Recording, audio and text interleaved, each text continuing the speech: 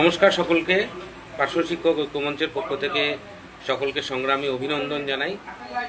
আমরা অনেকেই হতাশাগ্রস্ত হয়ে পড়েছি। হতাশার অবশ্যই কারণও রয়েছে, একেবারে কারণ নেই তা না। আমি সকলকে অনুরোধ করব, আপনারা হতাশা থেকে বেরিয়ে আসুন। একটা সরকার পরিবর্তন করেছি আমরা, এবং দায়িত্ব নিয়ে পরিবর্তন করেছি, সেটা নিয়ে কোনো সন্দেহ নেই। যতগুলি কর্মচারী সংগঠন আছে তার মধ্যে সবচাইতে বেশি অ্যাক্টিভ ভূমিকা নিয়েছিল প্যারা টিচাররা, এবং তারা দায়িত্ব নিয়ে সরকারের বদল এনেছে। এবং নতুন সরকার সবে পথ চলা শুরু করেছে। টোটাল বয়স এই সরকারের মাত্র 1.5 মাস, আর পুরোপুরিভাবে পাকাপাকিভাবে এখনো পর্যন্ত এই সরকার কিন্তু কাজ শুরু করতে পারেনি। কারণ গত এক সপ্তাহ আগে সমস্ত ডিপার্টমেন্টের মন্ত্রীরা দায়িত্ব নিয়েছেন, ডিপার্টমেন্টাল যারা মন্ত্রী হয়েছেন। অতএব সরকার যে পুরোপুরি কাজ শুরু করতে পেরেছে তার এটা কিন্তু নয়। কিছু কিছু এসেন্সিয়াল যে বিষয়গুলো সেগুলো শুধুমাত্র চালু করতে পেরেছেন।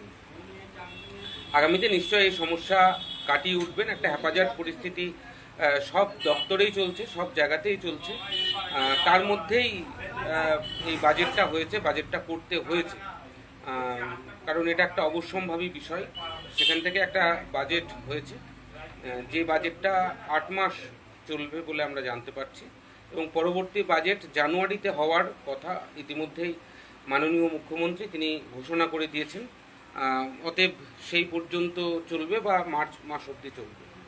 গতকাল যে বাজেট পেশ হয়েছে সেই বাজেট অনেকে জানতে চেয়েছেন যে ভাতা বৃদ্ধি হয়েছে সেটা কবে থেকে কার্যকর হবে। তাদের জানানোর জন্যই বলছি, এই ভাতা বৃদ্ধির যে নোটিফিকেশন এখনও হয়নি, যদিও খুব তাড়াতাড়ি হয়ে যাবে, এবং এটা আগস্ট মাস থেকে লাগু হবে, এবং সেপ্টেম্বর মাস থেকে আমাদের প্রত্যেকের অ্যাকাউন্টে সেই টাকা ঢুকবে। সেটা আমরা জানতে পারছি।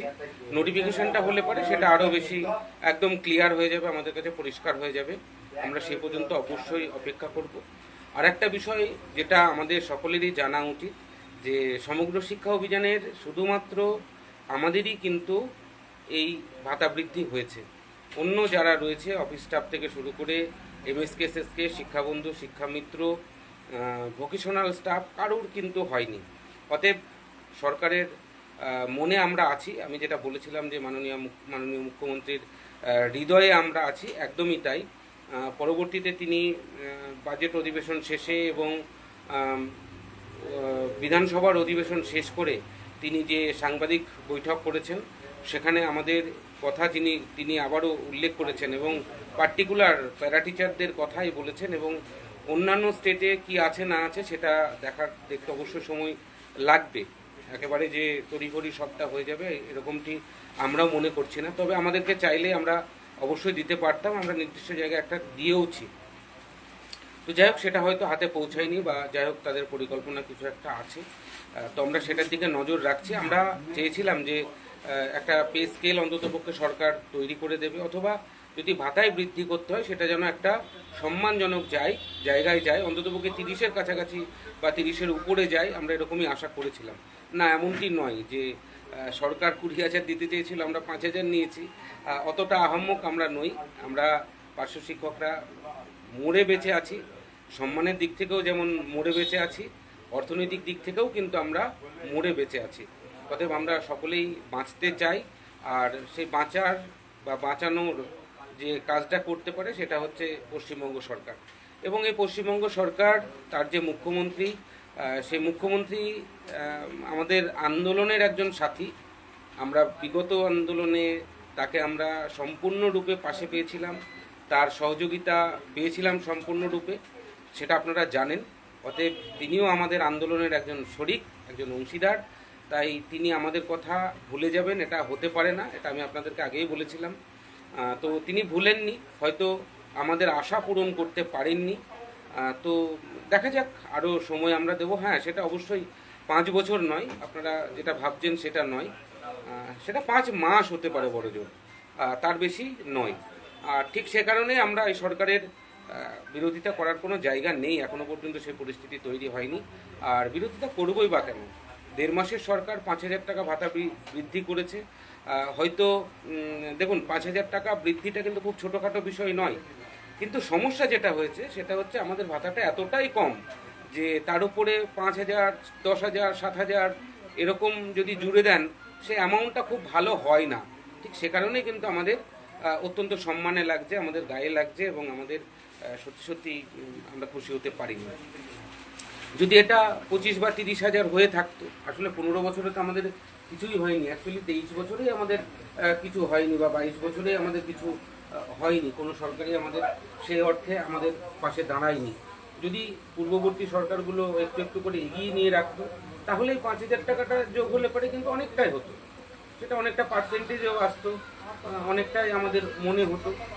কিন্তু আমাদের দুর্ভাগ্য যে বিগত সরকারও আমাদের প্রতিশ্রুতি দিয়ে ক্ষমতায় এসে আমাদের কথা বেমালুম ভুলে গেছে। কিন্তু এই সরকার ক্ষমতায় এসেই 5,000 টাকা বাড়িয়েছে, তার জন্য আমরা সরকারের কাছে কৃতজ্ঞতা জানিয়েছি, সরকারকে আমরা ধন্যবাদ জানাচ্ছি। যে মৃতপ্রায় 500 শিক্ষকদেরকে 5,000 টাকা যৎসামান্য হলেও এটা কিন্তু আমাদের কাছে অনেক উপকারে লাগবে, কারণ সংসারগুলো আর চালানো যাচ্ছিল না, চলছিল না। ওষুধপত্র কেনা থেকে শুরু করে বিভিন্ন খরচ খরচা, অনেকে দূর দূরান্তে স্কুলে যেতে হয়, অনেক দিদিমণিদের তাদের যে বাসের ফেয়ার যেটা লাগে সেটাও অনেকটাই, ফলে সব মিলিয়ে একটা কষ্টের মধ্যে ছিলাম, কঠিন পরিস্থিতির মধ্যে ছিলাম। যদি মমতা বন্দ্যোপাধ্যায় সরকার থাকতো 1,000 টাকাই হয়তো বাড়াতো, সেটাকেও আমাদের ওই মেনে নিতে হতো বা মানিয়ে নিতে হতো, আমরা অনেকটাই মানিয়ে নিয়েছিলাম। কিন্তু এই সরকার যেহেতু আমাদের অত্যন্ত কাঙ্ক্ষিত একটা সরকার, তাদের কাছে আমাদের আবদার, তাদের কাছে আমাদের দাবি, তাদের কাছে আমাদের অধিকার এটা একটু বেশি থাকবে, এটাই খুব স্বাভাবিক। আগামী দিনে যাতে এগুলো আমরা আদায় করে আনতে পারি সরকারের সঙ্গে আলাপ আলোচনার মধ্যে দিয়ে, সে বিষয়টা আমরা নিশ্চয়ই দেখব। আপনারা অনেকেই বলছেন যে সরকারের সঙ্গে আমরা বসতে পারিনি, এটা আপনাদের কাছে সম্পূর্ণ ভুল তথ্য রয়েছে। আমরা সরকারের সর্বস্তরে বসে, বর্তমানে যিনি শিক্ষামন্ত্রী হয়েছেন মাননীয় দীপক বর্মন মহাশয়, তিনি পেশায় একজন শিক্ষক, শুধু শিক্ষকই নন, তিনি একজন প্রধান শিক্ষক, তার স্কুলেও 500 শিক্ষক রয়েছেন। তিনি 500 শিক্ষকদের বিষয়টা খুব ভালো জানেন। আর ব্যক্তিগতভাবে যদি বলতে হয়, আমার সঙ্গে দীর্ঘদিন ধরে তার সঙ্গে আমার সুসম্পর্ক রয়েছে। তার সাথে বহুবার আমার ফোনে যোগাযোগ হয়েছে, ফোনে কথা হয়েছে, মন্ত্রী হওয়ার আগেও হয়েছে কথা, মন্ত্রী হওয়ার পরেও আমরা তাকে ফোনের মাধ্যমেই শুভেচ্ছা জানিয়েছি। খুব তাড়াতাড়ি আমরা তার সাক্ষাৎ করব। বলে রাখি, এই যে বাজেট হয়েছে, এটা অত্যন্ত তড়িঘড়ি একটা বাজেট হয়েছে। আপনাদের জানার জন্যেই বলি, মাননীয় শিক্ষামন্ত্রী কিন্তু জানতেন না আমাদের জন্য কি হতে চলেছে এবং আমাদের জন্য কি হবে। যদি তিনি জানতেন, নিশ্চয়ই আমাদেরকে কানে কানে হলেও বলতেন, সে বিশ্বাস আমার রয়েছে তার ক্ষেত্রে। তার আগেই কিন্তু বাজেট, মানে এরা যখন দায়িত্ব নিয়েছেন এই মন্ত্রীরা, তার আগেই কিন্তু এই বাজেট তৈরি হয়ে গেছে। আর এই বাজেটে চুক্তিভিত্তিক বহু কর্মচারী কিন্তু সরকারের রয়েছে।